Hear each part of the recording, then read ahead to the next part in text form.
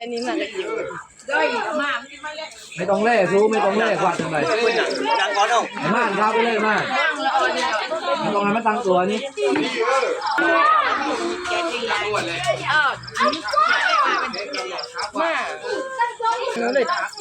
ยังไม่ยังบัตจีหรอกแต่บัตจีรวยเนี่ยราคาตัวรวยอ่ะแต่มาคือได้เลยนะบัตจีเอาดีเราลองไปละ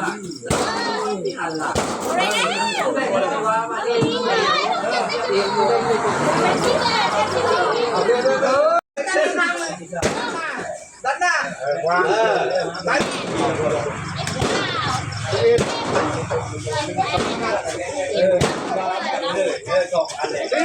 ยกความทำไม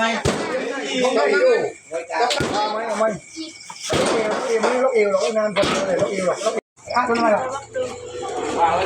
คุณบาทด้วยคุณบาทเอาเลยนั่งกันเป็นนั่งแล้วนั่งเดี๋ยวเขาดันนี่คุณบาทมึงเห็นมันอยู่ไม่เลยแต่เตี้ยอย่างนี้เลยนี่ก็นะเบาๆ